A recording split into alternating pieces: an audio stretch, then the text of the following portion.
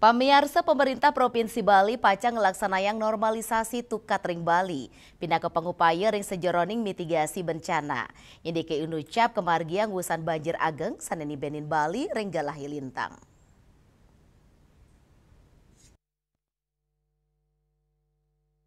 Gubernur Bali, Wayan Koster Mawasang, tios normalisasi tukat, sepisanan ngeruk sedimentasi, taler kemargiang reboisasi selantang tukat utawi das inucap.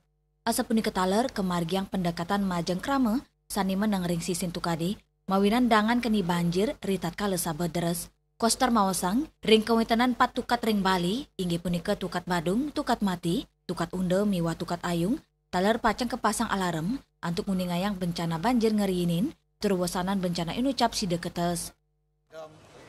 Ada 4 tukat Badung, tukat Mati, tukat Unde, tukat Ayun. Notifikasinya seperti apa, Pak? Apa? Notifikasi alarmnya itu?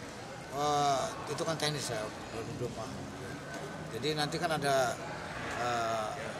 peralatan yang mendeteksi ketinggian air. Pada ketinggian tertentu dia bunyi.